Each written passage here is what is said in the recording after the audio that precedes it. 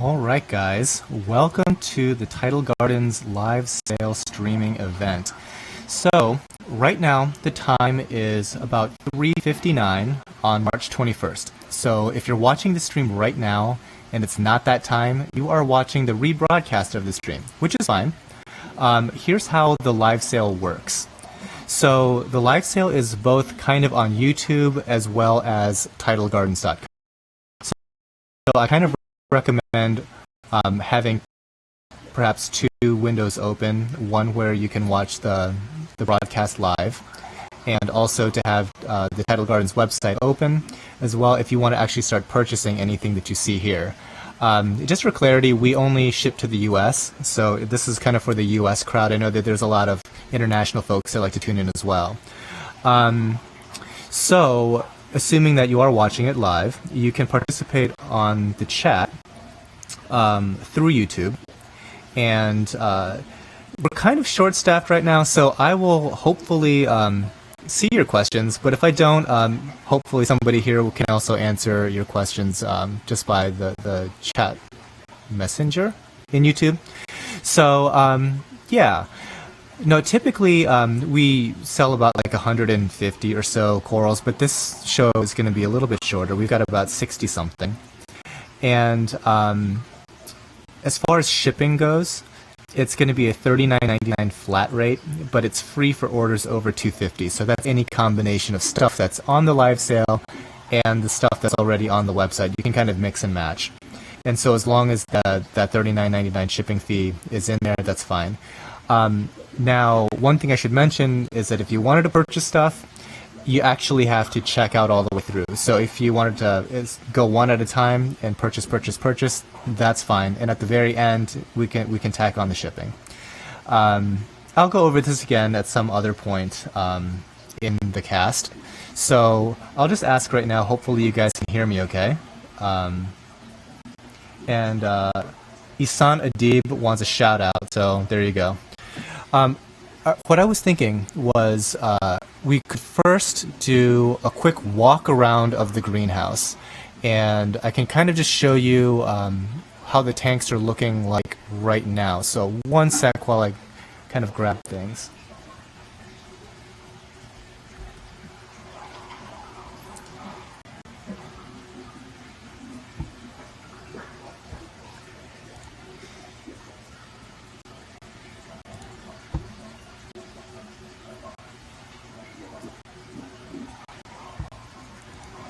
So, are you guys able to see any of this? Because, like, right now, I'm kind of not seeing much.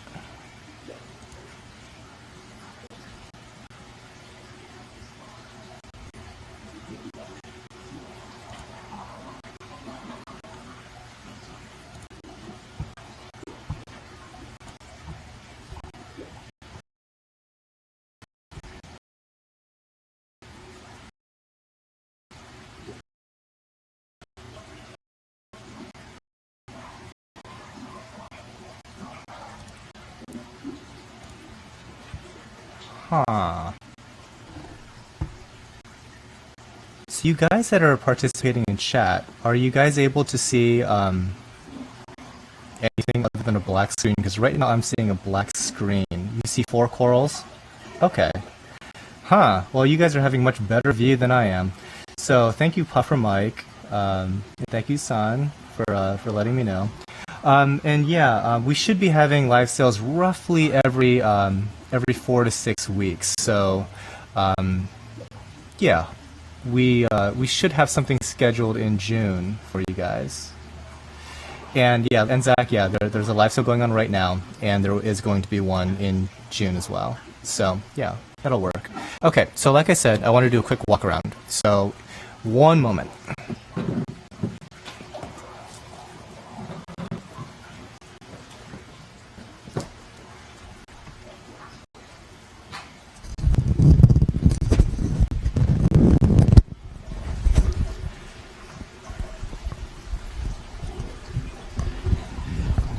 Okay, so hopefully this will work out okay.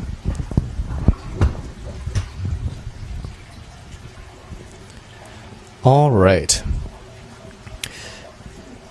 So right off the bat, this is how we're doing all the streaming stuff.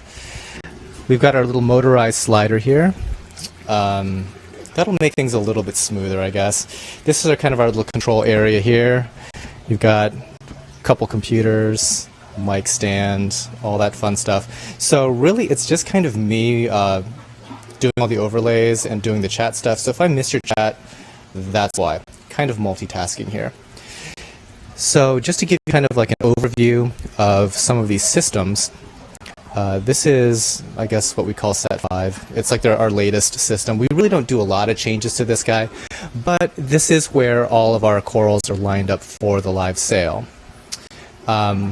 Over here, where actually our desk is situated, used to be a 300-gallon tank. And if you kind of followed Facebook, we had kind of like posted this little silly picture of one of the tanks just kind of like sitting off to the side.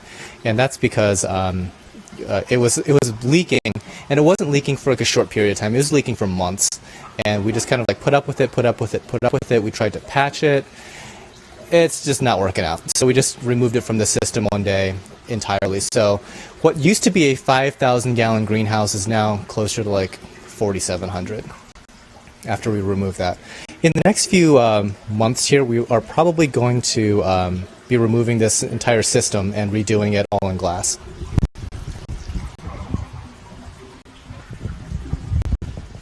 Okay, sorry about that. I had to kind of readjust my grip. So again, this is the back side of Set 5. We've got a few different aquariums sitting here.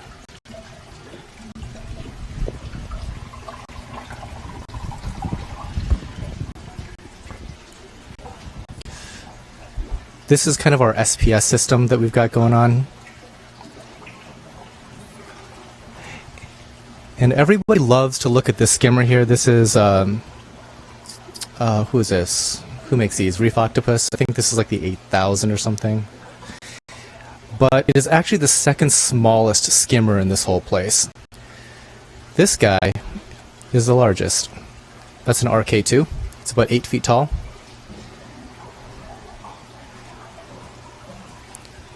Another peek at the set that's going to be going away. One day, perhaps in the spring here, we're going to be taking a look at getting some custom tanks made, and if everything goes right, we'll have a completely different system than this. I mean, like the Rubbermaid tanks and everything, they're okay, but really, if you're able to spend the money when you're doing propagation, it really helps to have glass going on. Rubbermaid stuff is great because it's cheap, but it kind of gets neglected because you're not able to look through the sides or anything like that. And that is a very, very, very small Reef Octopus 6000. Okay, moving along.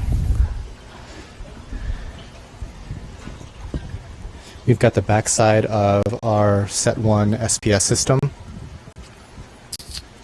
And then our next two oldest ones, this is like kind of like Set 2 and Set 3. And this is kind of where we keep most of our LPS and zoanthids and stuff like that.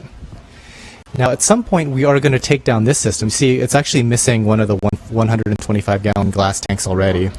What I kind of hope to do is to set up a thing where we can do like large water changes. So just having like a couple large 500-gallon water change containers, but more importantly have it all plumbed so that the outputs go directly to the other tanks.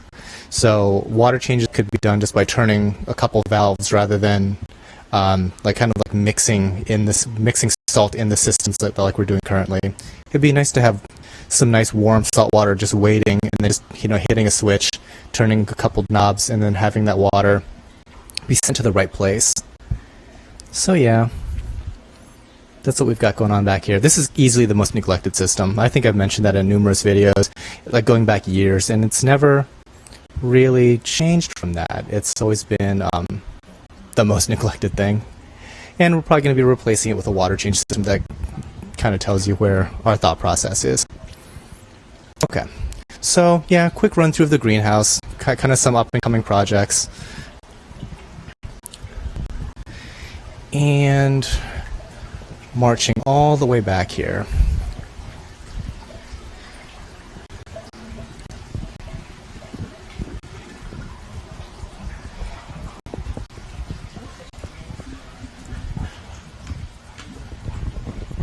And now I've got to change the lens so we can do the live sale. So 1 sec again.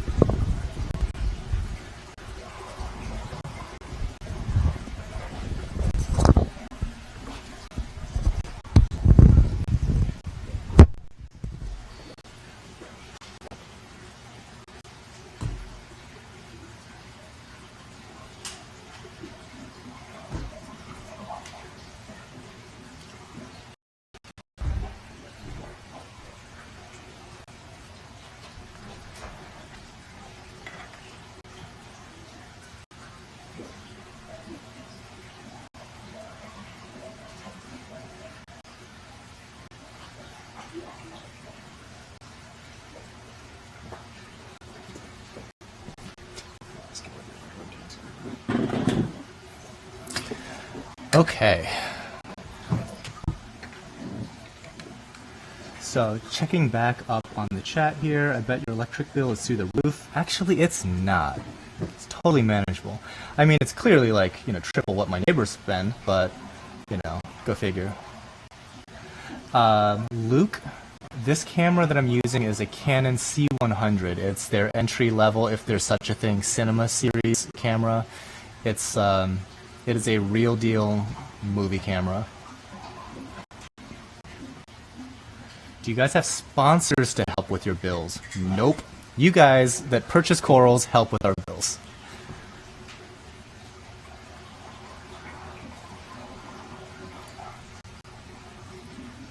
Alrighty. So let's just get started with the live sale, huh? The first coral that we're looking at here is a UFO micromusa. Coral number 1. So in order to purchase these guys, there's a live sale category on Tidal Gardens. Now, all of these corals are actually already listed there. It's 1 through 60 something.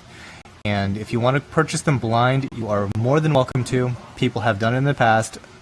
I don't really recommend that, but if you feel lucky, you can absolutely check out and purchase these guys without seeing them.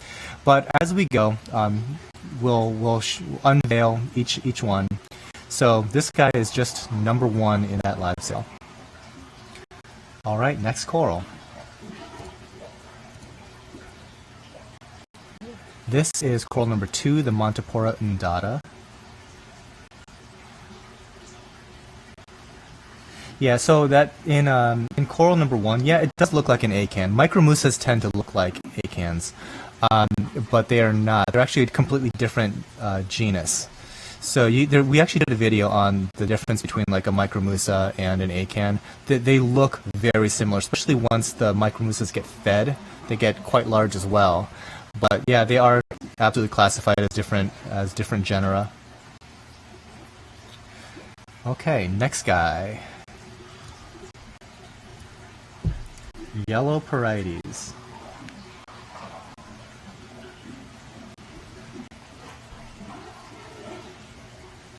Yeah, yellow Porites. I mean, Porites in general, I think, is a very, very underrated coral, and I don't know. They never really were as popular as like Montipora or Acropora, but they're very cool. They have very cool colors. Sometimes they host like crabs. They host feather dusters, all sorts of other things.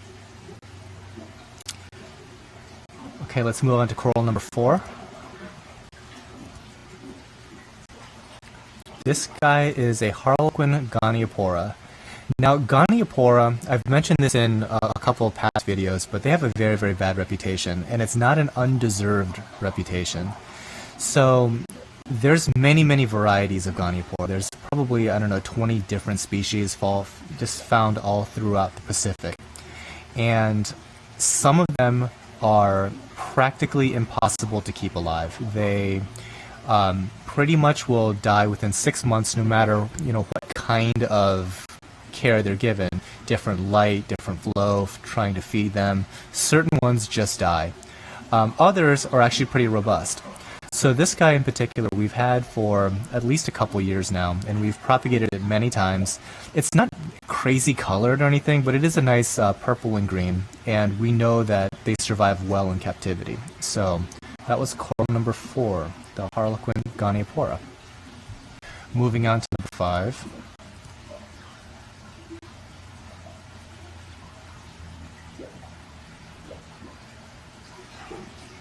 Next guy is the golden Leptoceras, and actually we just got a question on the previous Ghani. Luke was asking, will they plate? Not really. They kind of grow like a boulder. And similarly, the Leptocerases that we're looking at now, they do encrust, but they also kind of like grow these boulder-like mounds after a while.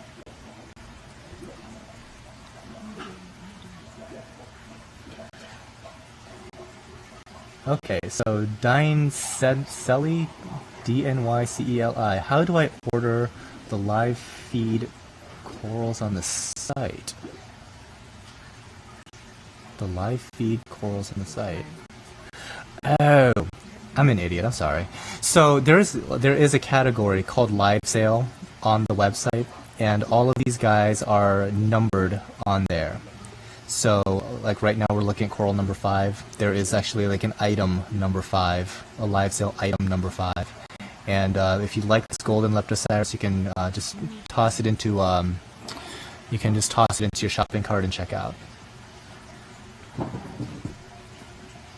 Sorry, what was that?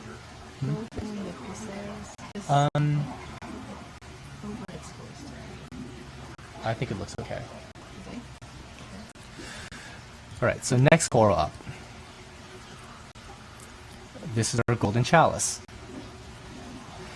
These guys are always pretty sweet. We don't get them very often. They grow very, very slowly, so it's something that we try to propagate, but it takes a lot of patience, and the people that keep chalices know that sometimes you can just have like a mysterious event and some of them just die off. So like long-term sustainable harvest of these corals is kind of challenging, but so far this one's doing very, very well.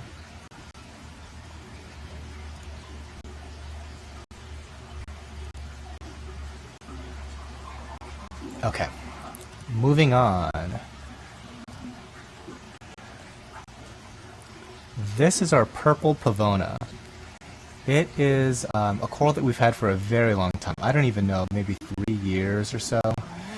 Possibly more, and yeah, we've propagated this thing many, many times. It's to the point where it was growing rampant on Egg Crate, to the point that like the entire thing of Egg Crate was just covered with this thing. So yeah, it's we have two different types. Well, no, we have many types of pavona, but this is the two, I guess, most common ones that we carry. It's like a green, and then we have this purple. This one, I don't know, it's probably like a good 3 inches at least. It's quite a large piece. Okay, next one up is the neon green Nephthia, and I think that we just got some spell check fail there. It's supposed to be Nephthia, Nephthea, Nephthia. But yeah, I think it lost in translation, people. This guy's about an inch. Believe it or not, Nephthia used to be, almost an endangered species at one point. But somehow, like through propagation efforts, within the hobby and just like some natural events, they repopulated very, very nicely. So they're really in no danger anymore that I know of. Because I remember at one time there was like some serious concerns about this coral never being available again. But I mean, you can find these things almost anywhere, including here. Next up, number 9 is purple and yellow Montipora. If you're looking for something that's kind of interesting and plating, this guy might be a good selection for you. These guys, usually when I see plating Montipora, I see a lot of orange plates, I see a lot of green plates, and somewhat less common is a purple plate, but it's very, very, very uncommon that I've seen where you have a purple plate with the green polyps.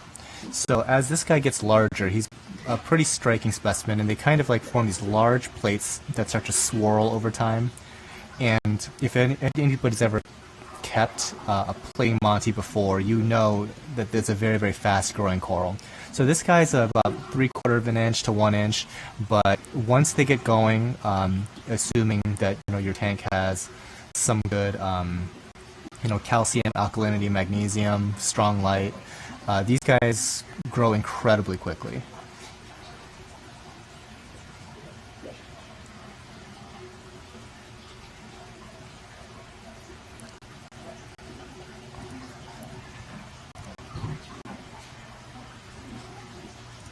Okay, next up, coral number 10.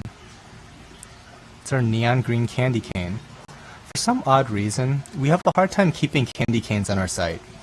So hopefully somebody will go ahead and jump on these neon green guys sooner rather than later, because for whatever reason, they just don't seem to be around here for us. I personally really enjoy getting these from other hobbyists. For some reason, when they're imported directly, they don't do quite as well. So I always kind of steer people towards the propagated ones more so than the ones that are harvested fresh, I guess.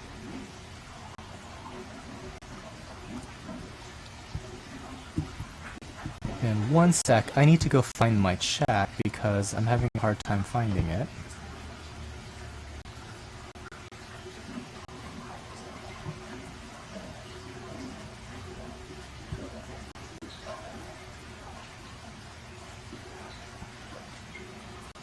Okay, so we still have a couple questions as to how to get to the live sale category. On the left navigation above what you see is what you get corals is a little link to the live sale page, so you can find it there. Or you can go to, let's see, do I have it linked? Maybe not. I think you can go to tidalgardens.com/coral/live-sale.html. I think that's the address. And okay, so do you have to check out right away? Yes, you do. Putting it into your cart by itself is not enough. So if you do see a coral and you want to act on it, check out right away. And if you see something later, check that out separately. And at the very, very end, you can add in shipping. So yes, definitely check out right away. And I'll just type that into chat real quick. Okay. So that guy, number 10, was the neon green candy cane. Number 11 is our green hairy mushroom.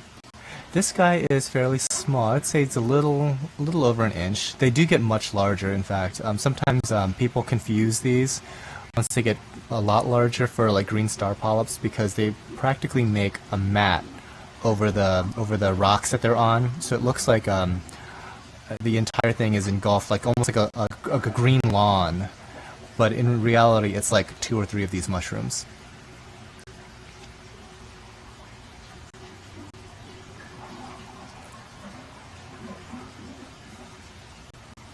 Moving along, coral number 12 is an acan. So we actually had a micromusa earlier. Number 1 was a micromusa, and so this is actually an acan, and they do look very similar. This is an acan lordhowensis. We have 3 different varieties of acans here. I guess the most common that people run into are these lordhowensises. Some of them have some very, very nice coloration. We also have echinata, which is flatter, and they have slightly smaller polyps typically. And we have a much larger polyped, what are those things called? Yeah, acan bowerbanki. Okay, so that was number 12. Number 13 is a rainbow pally. And we call it a rainbow pally because I guess that's what people are used to calling them. I'm pretty certain these are zoanthids. Most of the things that are called Paleothoa in the hobby are zoanthids. I think it's because folks got really used to the idea of zoanthids being small, pallies being big. So when you have something like this that has a very large polyp, that's probably 4 times larger than a comparable zoa, people think, oh, that must be a pally. But really, I mean, paleothoa are significantly different. So this is a zoa, we call it pally, whatever. Okay, so we have to cap the camera real quick, move our whole rig, so just 1 sec, and I will answer a couple questions that I received on Facebook while we wait. So the first question that we got is about acclimating new corals to light specifically. So, we get asked all the time, where in the tank should a particular coral be placed? And we always recommend trying to keep it lower in the tank and kind of like off-center, because most of the corals here, even though we're in a greenhouse, we are operating our own lighting and everything like that. Everything here practically, except for maybe Acropora, is getting what equates to low light. And when you kind of introduce a coral that's been in that situation to your tank, which might have much higher light, things can get a little bit dicey in those first few days. So the way that I kind of like to describe it is, overexposing a coral is basically like laying out on the beach without any sunscreen. It's a very stressful event for them, and if you can imagine getting a sunburn for like 3 days, it's going to go fairly poorly for you. And it's not a lot different for corals. It's possible to completely kill a coral within 24 to 48 hours if you just blast it with too much light. It'll bleach out, it'll kind of just expel its zooxanthellae, it'll give you all sorts of signs, but it'll only do so within those, the first few days, and then it's kind of a goner. If, however, you don't have enough light, that coral can probably hang on for a good, couple months. So, given the choice of the two, you have a lot more room to play when it's not bright enough. So I always say, just keep going towards like low light first, and then let it acclimate. Okay. So let's see. If you guy little, go perfect, and the focus is off.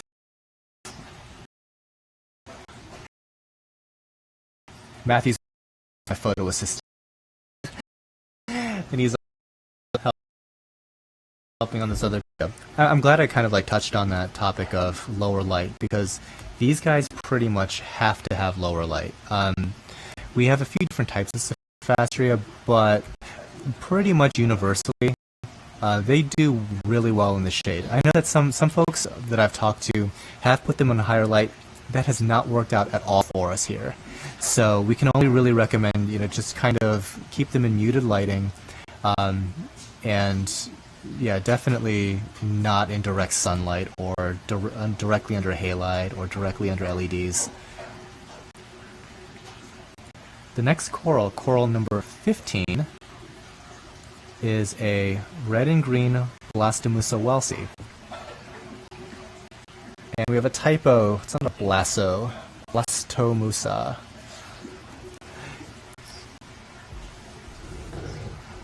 And yeah, so these guys are interesting. So right now we can visibly see 2 polyps, right?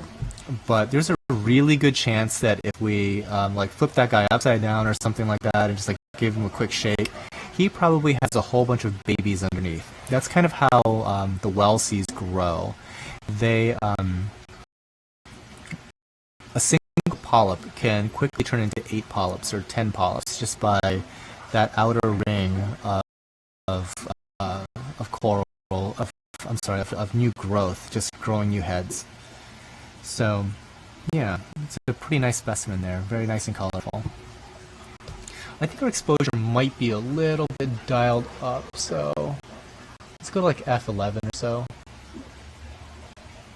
Better, much better. Okay, yeah, I think we're getting a little bit too much highlighting there. Alright, next coral, number 16. Red and green Fabia. It's a pretty basic LPS. Not a whole lot to say say, it made it little, and they're very, very, very easy to keep brains. I would only kind of mention that whenever you're talking about Favia, sometimes they can send out sweeper tentacles. So you always kind of have to give them a little bit of room, like at 4 to 6 inches or so, because they can suddenly at night just turn completely aggressive.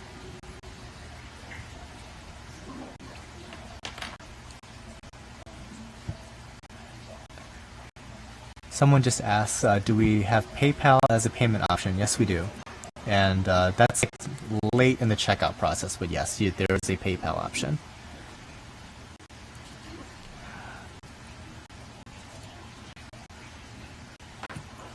Okay. And by the way, if you want to know more about Favia, that was the subject of our last video, so you can kind of check that out. It's short. Okay, number 17 is the speckled discosoma. I wish he was a little bit more spread out, but these guys, we've had some really interesting discosoma come in. Discosoma are mushroom corals. They're very, very easy to keep, and they multiply like crazy. In fact, you can see a baby that was probably underneath him when we grabbed him. So how these guys reproduce, one of the ways anyhow, is what's called pedal laceration, P-E-D-A-L as in foot. And they kind of scoot very, very, very slowly across the rocks. And they leave behind pieces of their foot. And those pieces turn into full-size mushrooms. So you can see their little baby there.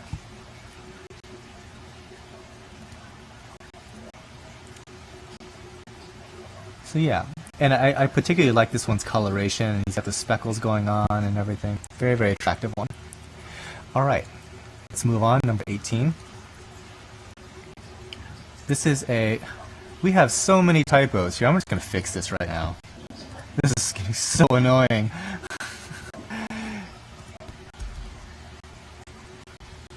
It's a Pontic bird's nest. There we go. Stupid copy paste. Too much spell check on my iPhone, I guess. Alright, so this is a Pontic bird's nest. This guy's actually a fairly large one. Looks like about 3.5 inches almost. They're very easy to take care of. They do well in low light and high light. Now in low light, they look like this. So it's more of like a yellowish tone, a lot of yellows and purples. If you hit them with a lot of light, I mean over time, don't like blast them, but in high light aquariums, they're almost completely pink. So it's a very, very dynamic coral in that sense, and they grow very, very large very quickly. The only thing that we worry about is shipping them, because you see those little points, they like to poke right through plastic bags, so we like put them in like 6 bags sometimes to make sure they don't go all the way through. But that was number 18. Number 19 is our pink eye Cephastria. Solid pink.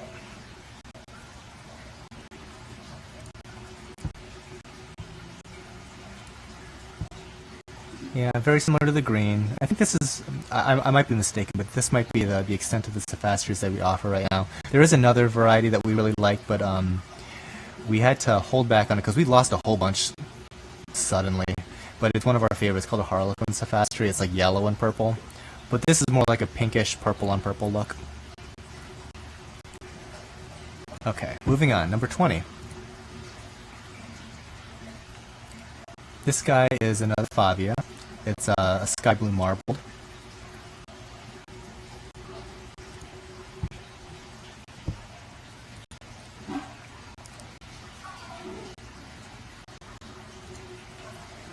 Moving on again, number 21 is our neon green frog spawn. So let's dial up the exposure a little bit. So let's take it to like maybe f8. Much better. Yeah, it's looking a little dim. So yeah, this neon green frog spawn, it's actually a type of a hybrid frog spawn, but it's at this point it's mostly neon green. So we'll just call it that. But you can actually see a couple of the tentacles are purple, whereas most of them are green. Over time, that ratio will be split 50-50. And if you can scroll down a little bit to the base of it, you can see there's a little tiny baby. And that's how these branching guys reproduce asexually anyway. They grow buds at their base. And so this probably has like 3 or 4 little baby heads coming up. And those grow into full-size heads in about, I don't know, a couple months. So it's a very, very, very prolific coral. Next up, coral number 22, is our purple frog spawn. A very close relative. You can see that there's a difference in the tentacles, obviously. But these guys are also a type of a hybrid.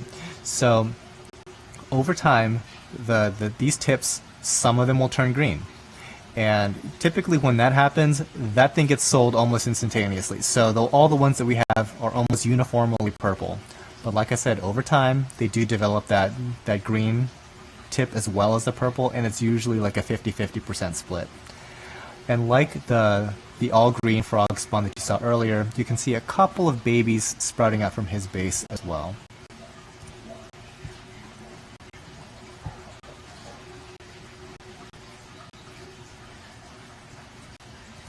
Alrighty. Let's go on to number 23. It's a bird of paradise, Seriatopora. This guy's, I don't know, looks like a little bit more than an inch in size. Yeah, it's got a couple of nice cool branches. The back branch, you can't really see it, but it's also branching. It's just kind of, just because of the angle that we're looking at. So he's kind of got like 4 little tips.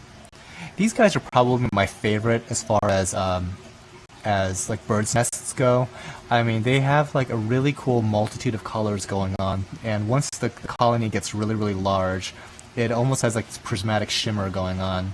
So yeah, it's definitely one of my favorites. We have a total of 4 different varieties. You saw a panape earlier. There's also a yellow and also a pink, and I think that in this live sale we might have some of the others represented. But right now, this is 23, the bird of paradise. Number 24 is our cinnamon spice zoanthid. Again, sometimes you might hear these called pallies. I think they're zoanthids. I could be wrong, but I'm pretty sure it's a zoa.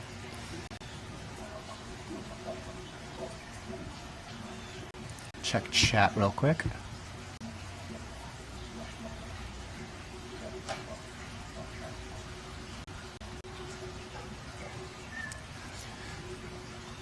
So I'm getting questions about a much earlier coral, about the number of heads on the blasto. So, you know what, I'm going to go and just give that a quick peek here. 1 sec.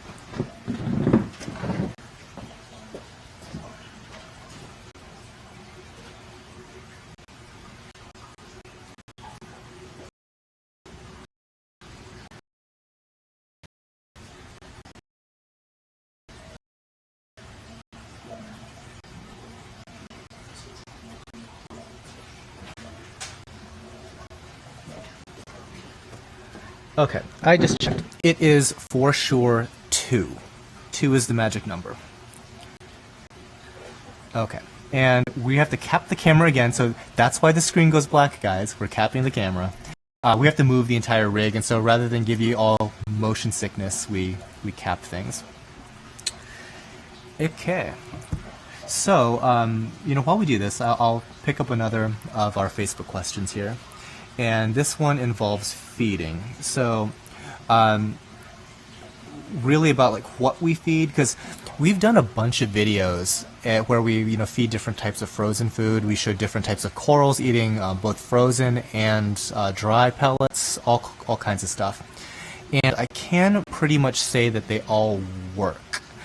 However, and you don't have to take my word for it. You can see the videos and you can see exactly what I mean by whether they work or not. Certain corals definitely don't eat very well. Like, for example, these zoas. These zoas would probably be a challenge to feed. In general, our zoanthids tend to reject most types of food. But one thing that we came across was just kind of randomly, we just tried some shrimp on the market. We just kind of like mashed it up with our fingers, threw it into the water. and the feeding response that we got from some of the corals was like very, very noticeable, especially in some of like the non-photosynthetic stuff like Tabastria and things like that. Really went crazy. So we're actually looking into making our own seafood here. Now, we've done it a long time ago with like a small little food processor, but it was kind of a pain in the butt. It was a really messy process, and just the capacity of like a little tiny kitchen food processor is not a whole lot when you're making food for like a giant operation like this. So we eventually got like a giant meat grinder, which I suppose I'll make a video showing that as well at some point. But yeah, we're going to be like experimenting with, making our own foods with a mixture of stuff, and we're just going to be experimenting with things and letting you guys know how that all goes. Sorry, Matthew, what was that? Oh, yeah, actually, that's right. We did post like just a quick little tiny video on Facebook of that meat grinder. It was more like a showcase of our motorized slider, which we're using on our live cast here. But it's kind of a cool special effect that we did, where like different parts of the meat grinder kind of like came into existence out of thin air. So anyway, we'll be trying to do some fresh seafood stuff later. Moving on, let's do some live sale stuff. Item number 25 is our hybrid hammer. These guys are pretty sweet. These are Australian. They are branching, but they're not quite like the Indonesian frog spawns that we showed earlier.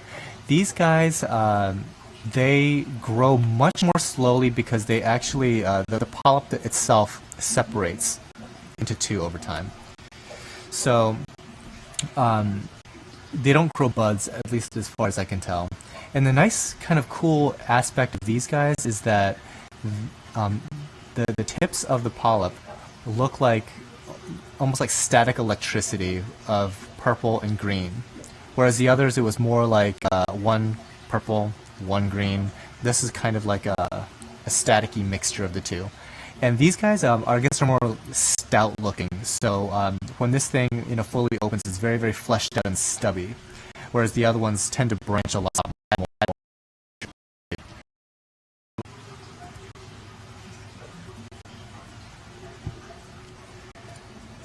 Okay, moving on.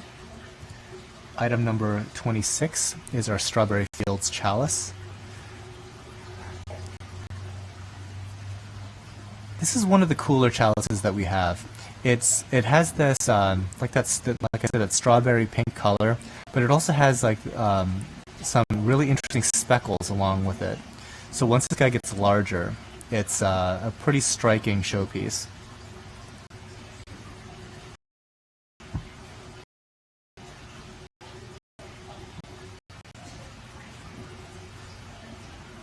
Checking out chat here. I'm like so behind as far as chat goes. Okay, so I guess there's like some discussion about what is like about tank sizes. So here's my take on tank sizes, and I guess tanks in general, because I had mentioned earlier in the broadcast that we were going to redo one of our big systems here, and I was going to redo it in glass. So there's a custom glass place that is literally half the price of the other, and to get the better quality construction. And here's my rationale. Free.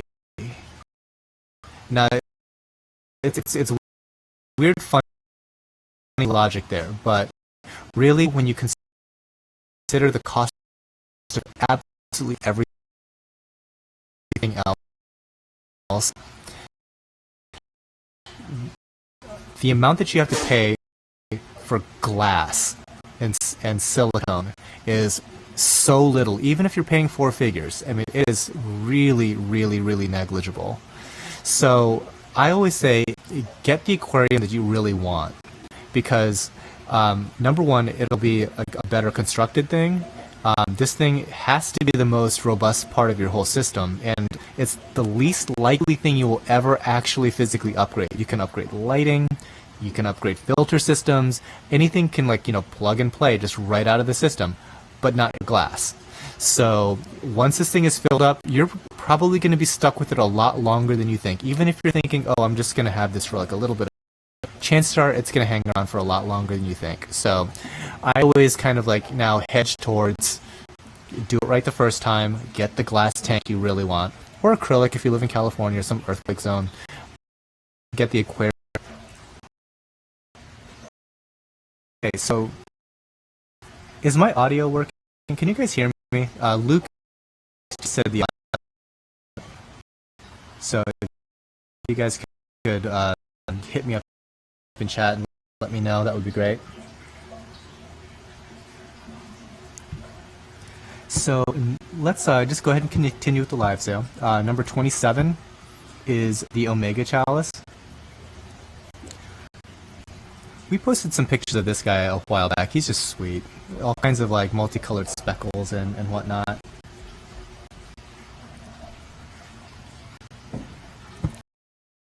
I think this thing on the sale today, if memory serves.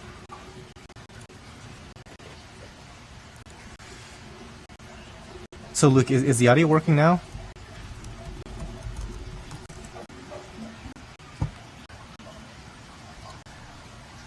I just love all the little technical things that could possibly go wrong during a live cast. There's like so many moving parts. It's kind of thrilling. Okay, next coral, number 28.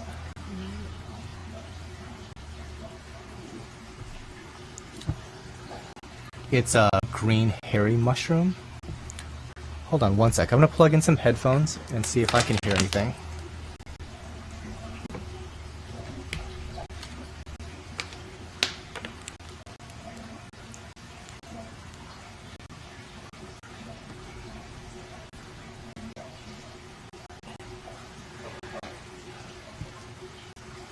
Okay. So we showed another hairy mushroom earlier, and yeah, this is actually more of the same. It's a slightly larger piece though.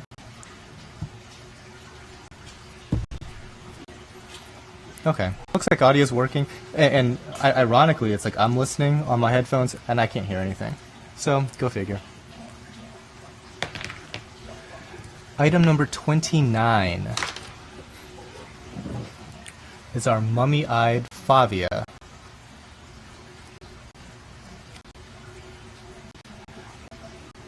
How's focus on that, Matthew? Is it pretty good? There we go. Nice shirt. Yeah, not much to say about this that's different from what we said about the other Favia.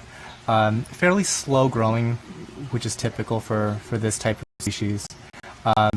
Like I said, sweeper tentacles is always a concern.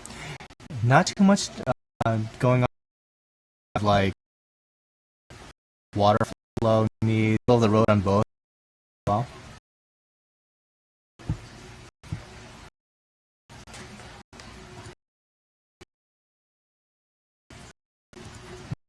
Okay. Coral number 30 is he's a little closed up right now. The larger plates that swirl. This guy has a purple base with yellow polyps.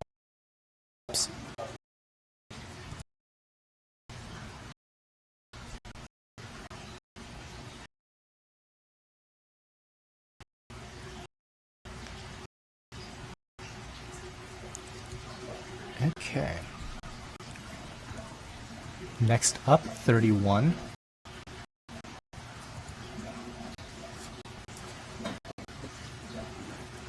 This is a blue platygyra.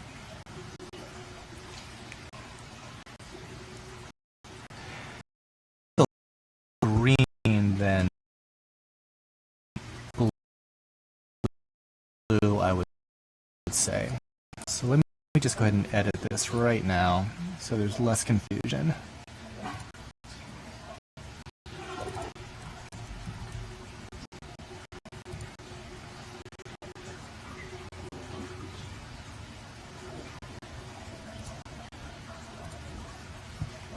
There we go. Yeah, platygyra are a type of a maze brain that's actually called a brain worm coral. They're a little bit more sensitive than some of the other brain corals out there, but they're also a little bit more rare too. Something that's kind of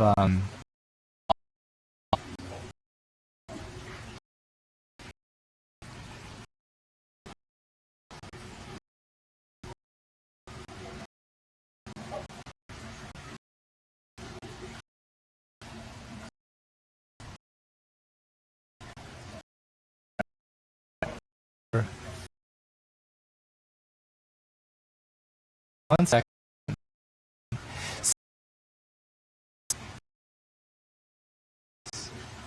And the lights.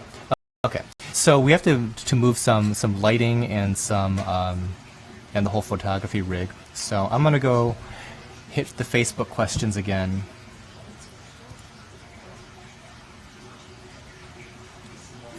Hey Amos, hello, greetings from Singapore. Yeah, I had gone to Singapore last summer. Had an amazing time. I wish I could spend like a few months there. That's one of my favorite places on earth right about now.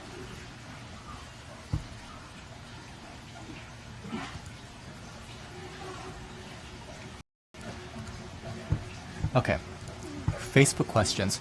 So one of the folks was asking about lighting and kind of like what we like to see when it comes to different lighting technologies.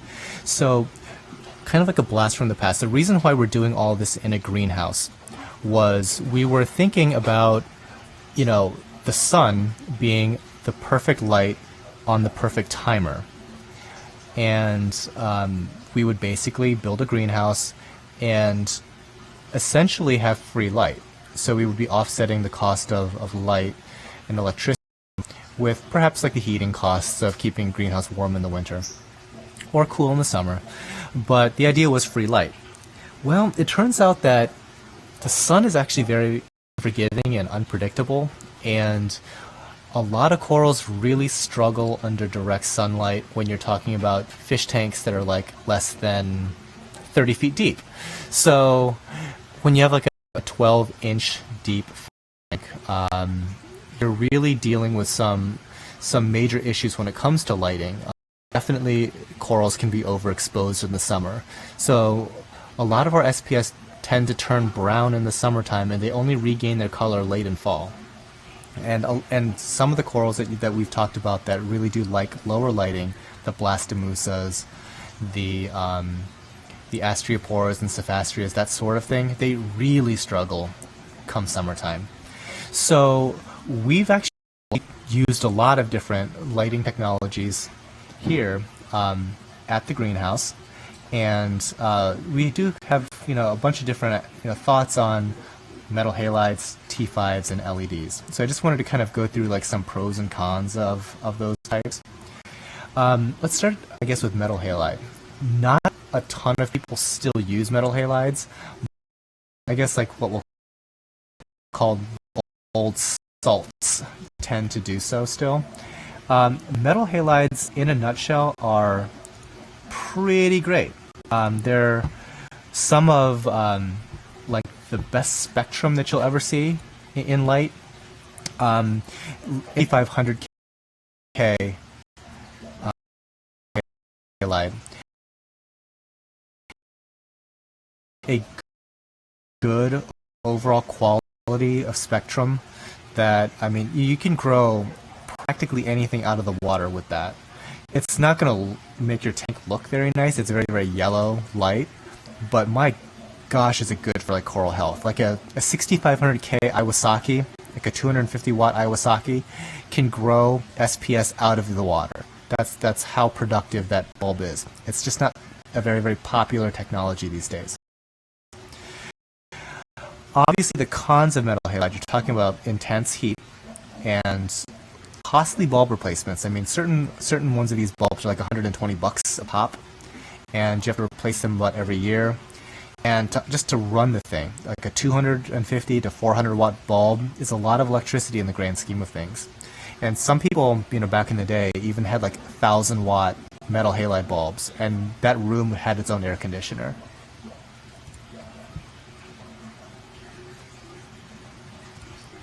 So, okay, moving on, we've got like T5.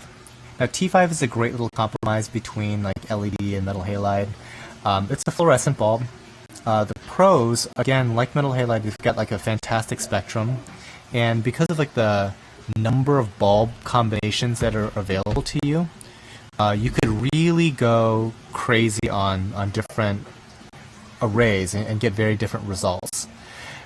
Problem with that, obviously, is bulb life. Typically, they start losing a lot of power in about 6 to 8 months, and you're looking at some pretty expensive bulb replacements sometimes, like $20, $30 a pop occasionally.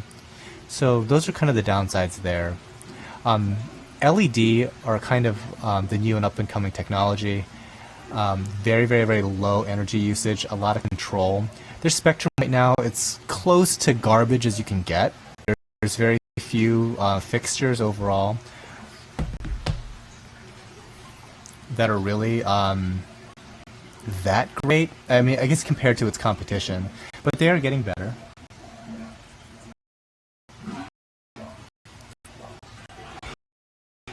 And let's see. So what would I do as like a recommendation? I like these combinations between T5 and LED. I like those quite a lot. They give you the perfect balance of control and spectrum. Okay, back to live sale. We've kind of like moved some stuff around, moved some lights, moved the rig, and we are looking at the pink Possilpora. Please ignore that ridiculously good-looking Scully. That's not for sale, at least not on the website right now. So this item number 32 is a pink Possilpora. Next up, number 33 is a green Possilpora.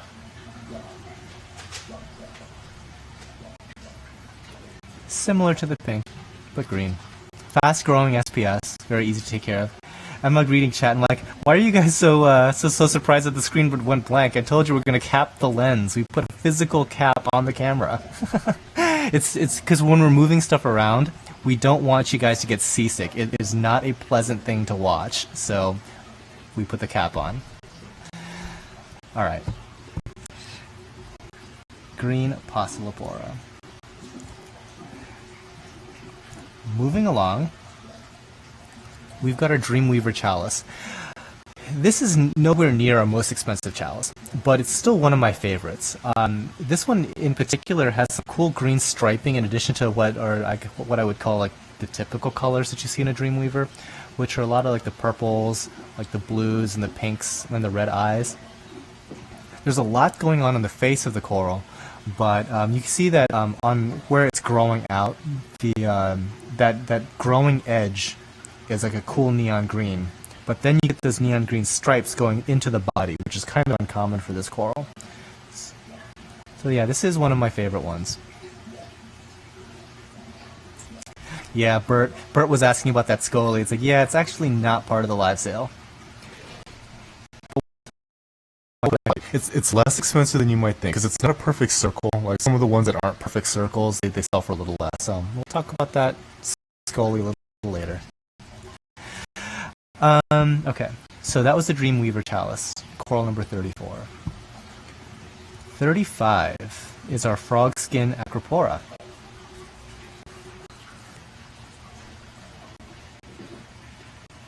Acros, they're pretty fast growing, but they like a lot of highlight, high flow.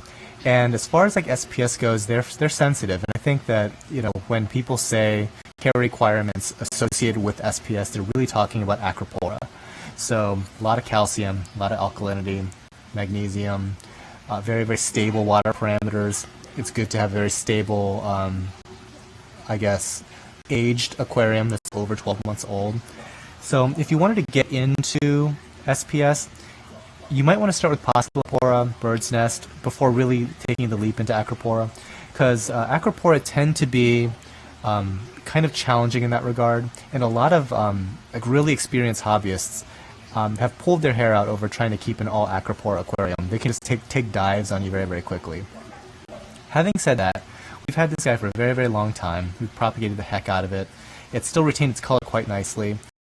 It's here, summer, but still doing pretty well.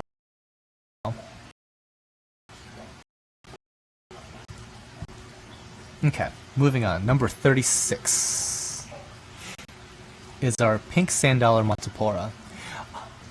Like Acros, Montipora, they do like high light and high flow. They don't have that characteristic sensitivity. So this is another coral to kind of consider if you wanted to take that foray into SPS. Now these guys, they grow in an encrusting form, so whatever shape that your substrate or rock that it's going to be set upon, it's going to be taking that shape. So we've set this on a frag plug so it looks like a little dome.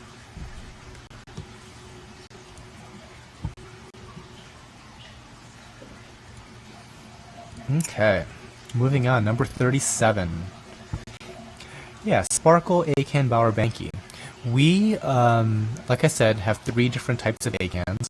There's the Lord Howensis, there is the Echinata, and then we have this. This is the Bowerbanki.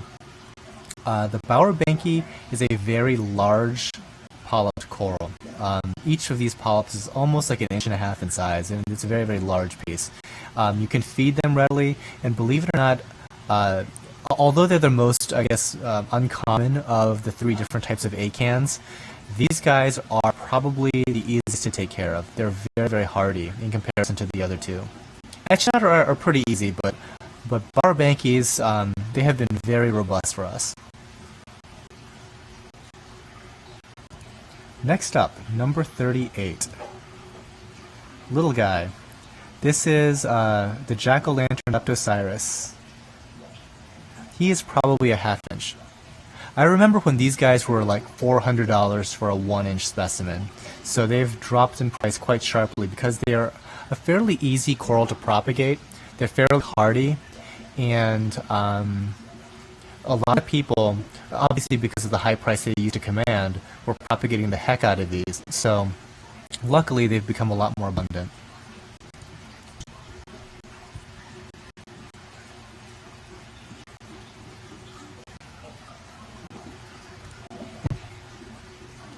Okay, number 39.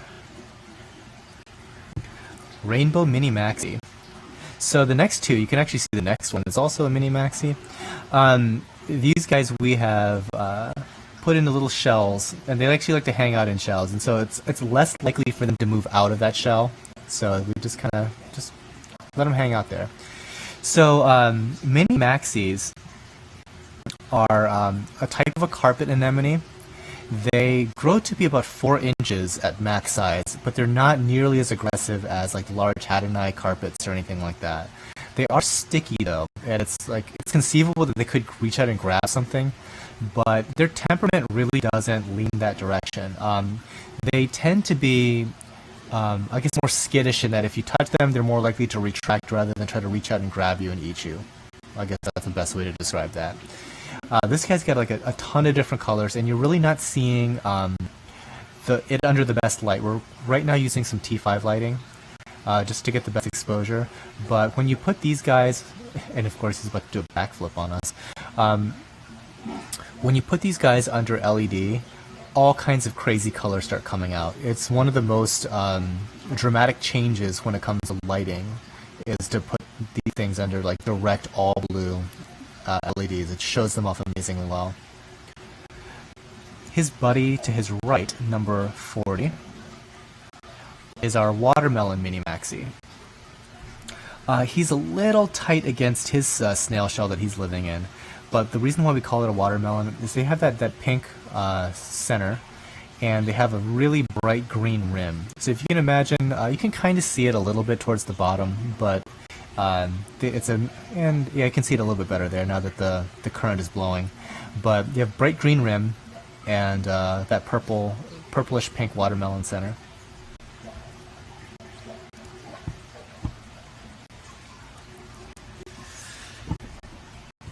Okay, number 4.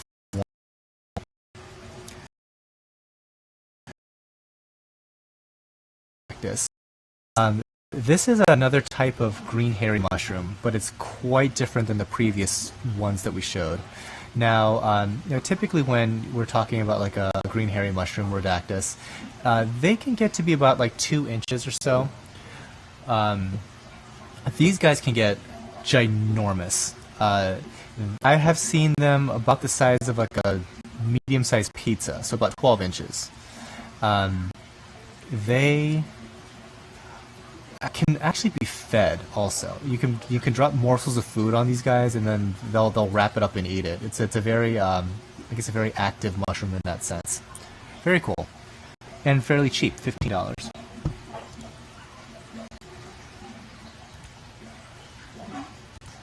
All right, next up, number 42.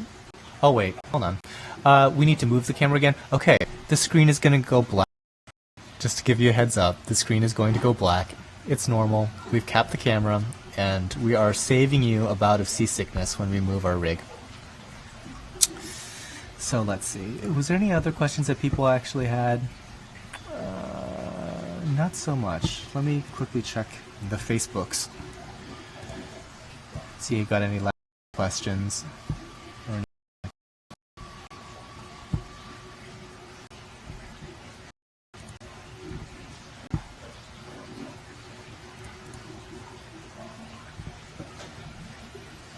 Yeah, so far so good. I mean, we are like really short-handed.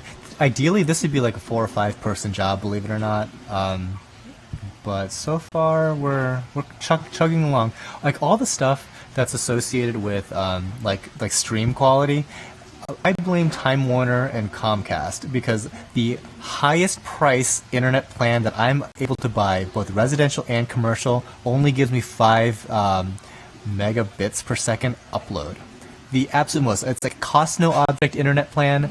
That's all I get as far as upload time, or upload speed, I should say.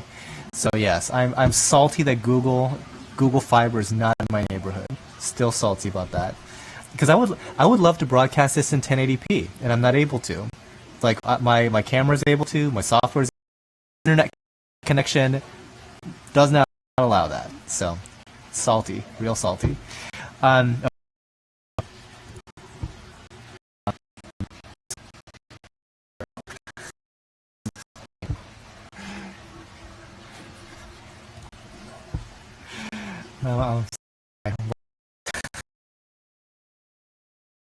Are Leonard Zoant. We saw these guys in the past before. They kind of got like some purple, some brown tentacles, and like a green and purple face. Hey Matthew, if you could stand like in front of the camera, like your shirt is actually blocking the background sun glare nicely.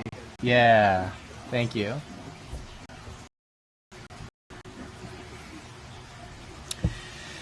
So yeah, next up, item number 44 is our Sunset Montipora. It is also an encrusting variety. Now these guys are kind of interesting. When they typically have this yellowish, orange base, bright green polyps, but I've seen them also develop additional colors when the itself gets large enough.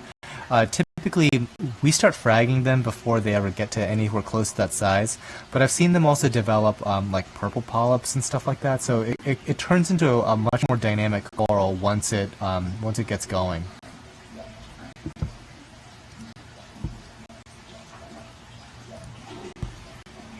Okay, moving on, number 45 is our orange pavona.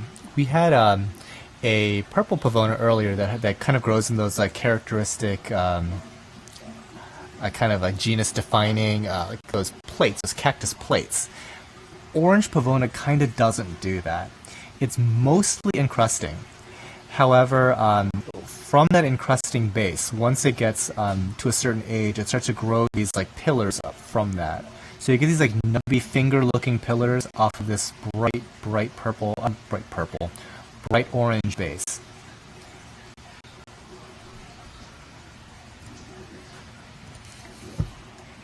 Okay, moving along. Item number 46 is our Rainbow Monty. Let's see if we can get some better focus on that guy, because I want to see the individual polyps there, if possible. Best we can. Okay. This is my favorite Montipora. I'm not supposed to play favorites, but this is my personal favorite. Brown.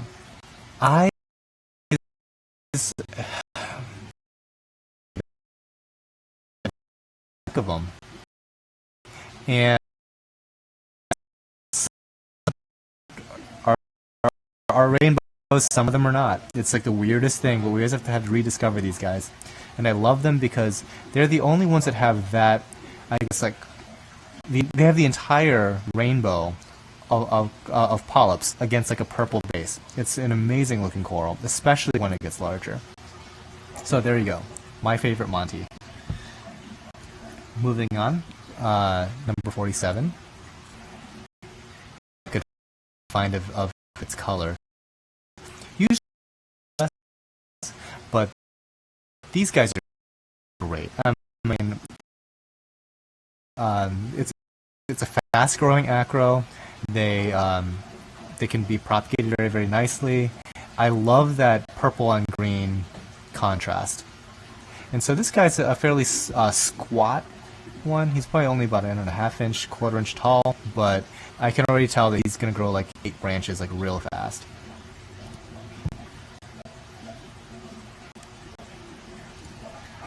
Okay. Next up, item 48 is, we're just going to call it a hairy acropora. There are different types of Montipora, or I'm sorry, of acropora that are hairier than others, like millipora, for example. Acropora and millipora tend to be very, very furry. This is not a millipora, but it just tends to have like these very, very large polyps that just extend.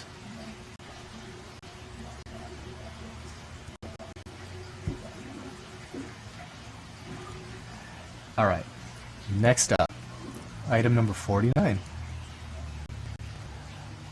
It is a red and purple zoa. I guess it's kind of similar to our cinnamon spice. When it comes to like naming zoanthids and stuff, our guy that we used to have here, Ben, would do all the naming for us. Like he would try to look, find it. Yeah, I just can't come up with anything. Is it a galaxy? I don't know. Okay, item number 50. There we go, blue tip acropora. I am so clever with my naming, like I said. This guy's doing really well. He's got some major growths coming out. These guys tend to do very well for us, even in the summertime. I mean, like I said, a lot of things struggle. They're one of the few types of acros that can still continue to grow during the summertime sun. Yeah, so I mean, if you're looking to get into the acropora range, like you're comfy with all the other types of SPS, this might be a great one to start with as well. I expect this one to grow very, very large quickly.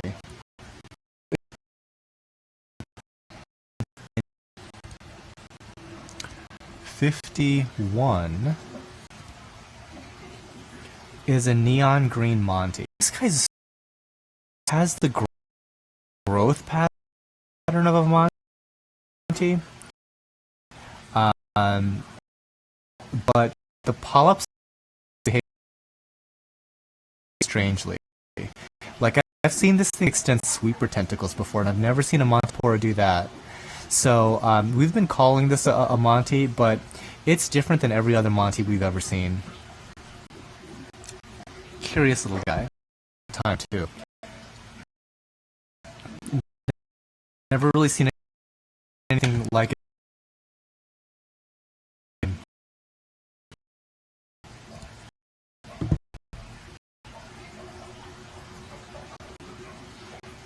Next up, we've got item number 52.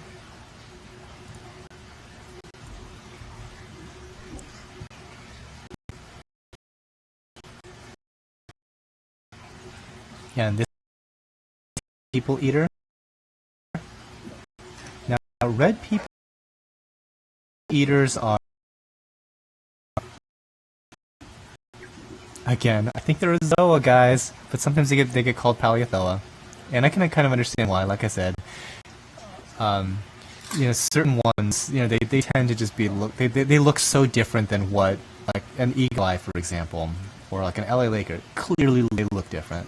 But I think when you get into the nuts and bolts as to what makes something a Paleothella, that is not this guy. It is just a different animal altogether. I think all of these things, 90% of what you see, they're zoanthids, I think.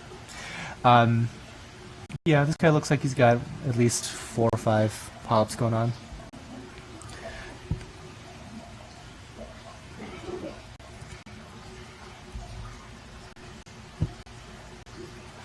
And for the folks on YouTube that are watching live, yeah, if you have trouble with the stream, that could just be, like I said, just that upload data thing. I just spam refresh.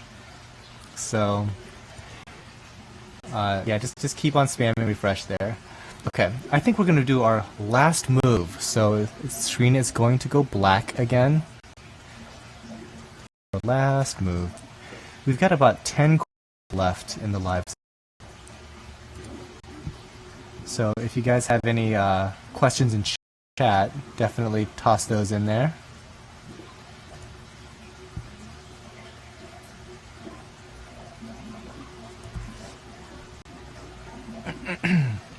And by the way, I think it's great that like you guys are participating live. If you did miss something, I think it's possible to even like scrub back through the timeline to see something that you missed. And once like I end this broadcast, within like an hour or so, whole thing, I check it over the next couple of days, at the very least. Mention. The live sale itself goes on for 48 hours. So it's Saturday right now. We'll probably stop taking orders Monday stuff, and then we'll turn off those items. So you have okay. Moving on. We've got our Lucifer Zoas. How's the focus on that, Matthew? There we go. That's better. Yeah, these are cool because it's kind of subtle, and it's always hard to show everything on stream. But it's a mostly red face, green mouth. But there's also a purple ring that kind of goes through the middle of each polyp. So this is a very, I don't know, it's a very dramatic looking Zoa. Or Pally, depending on who you ask. It's a Zoa. Alright, moving on, 54. Peach Passion Zoa. Yeah, after I got done telling you that I'd no longer really name stuff, we have a Lucifer and a Peach Passion back to back. There we go.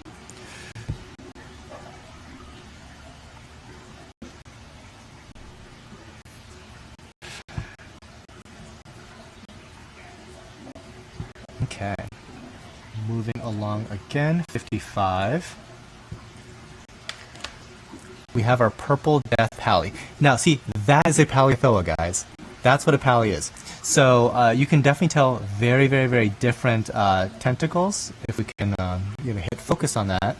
But the other thing that separates Paleothella from zoanthids is that Paleothella incorporate substrate into its flesh.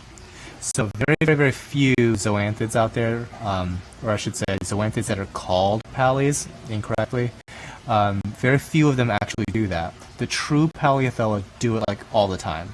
So if you were to put this on a sandy substrate, you would get particles incorporated into its flesh like that.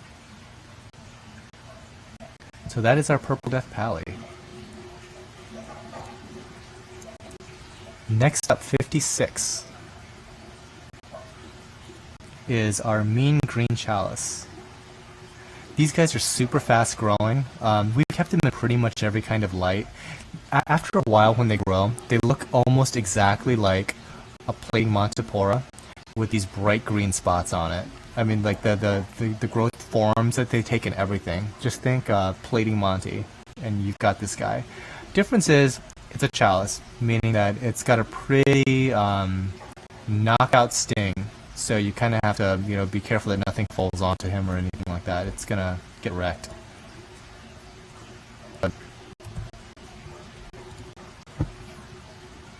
Okay, next coral up, 57. It's our Red Dragon Acropora.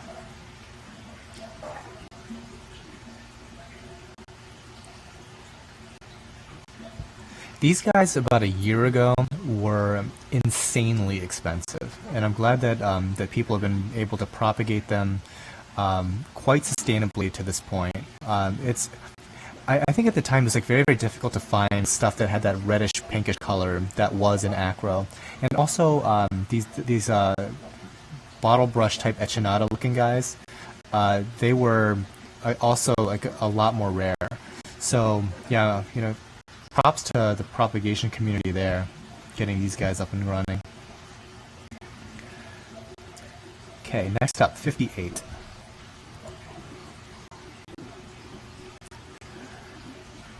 This is a Rainbow Acan Echinata. So we've seen our Lord Helens, we've seen our Bowerbanki. So this is the last of the different varieties of acans that we have. This is the Echinata. Like I said, it's flatter. The polyps aren't nearly as big as a Bowerbanki, but they're very, very colorful. I've only seen a couple different colorations for these, but I like this rainbow mottled look.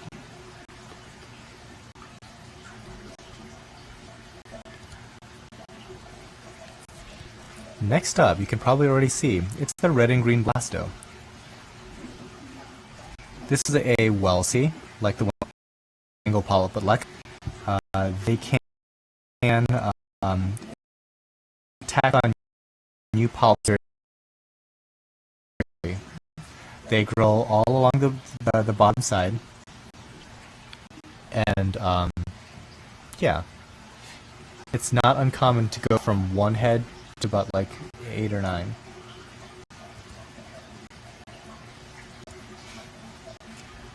Item number 60. This is our tricolored Platygyra. We had a Platygyra on earlier that was like purple and green.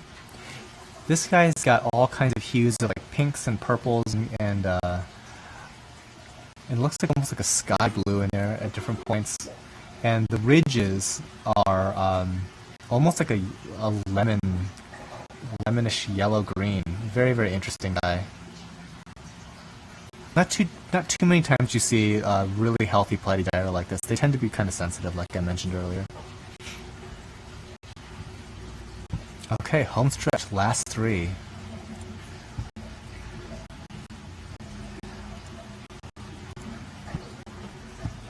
We have, boom, the Green People Eater. Similar to the red, but green. Imagine that.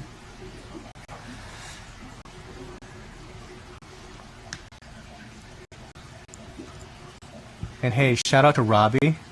Robbie's one of our local guys. He was here earlier today, and hopefully we can get him on one of these broadcasts. He loves all this like technical stuff, so hopefully he can find a way to boost up my upload speed. Robbie, can you work on that for me? Get me some Google Fiber. All right, next up, 62. This is our pink and gold zoas. We've been calling these things pink and gold pallies for years, but I'm going to take a stand. They're zoas now. Pink and golds are kind of interesting because depending on their light, they can really dramatically change color too. So you might be looking at that and you're just like, well, I don't see any pink. like the newer polyps tend to be pinker, the older polyps tend to be like purple, and they all have that kind of that gold speckle on their face. And you're seeing it under like basically daylight T5s. If you were to look at this under an all blue LED, it looks like a little galaxy. They're pretty impressive and inexpensive, best of all. So if you're looking to get into something that's kind of a cool little accent piece, this is something that's cool in the Zoa realm. And our last coral, you can already see it. It is our orange Rhodactis, and there's 2 polyps of this guy on here. Typically we sell these guys for 25 each, but you get both for 30. So congrats to whoever picks this guy up. All right, I'm gonna just check chat one last time, and just seeing if there's any last minute questions.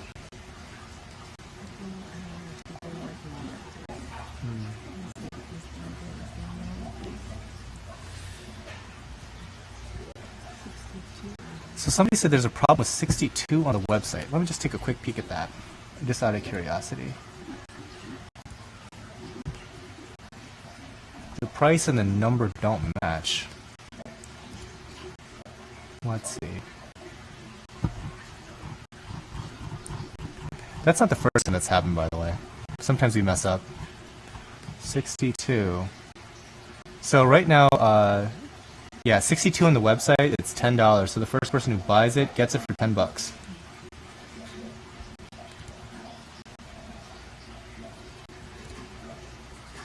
So yeah, so instead of $15, it's $10. Go for it.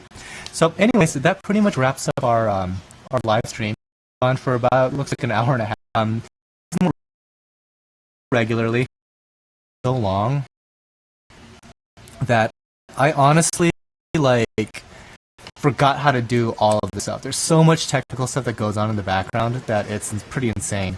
So yeah, there's definitely a learning experience to do this once again, and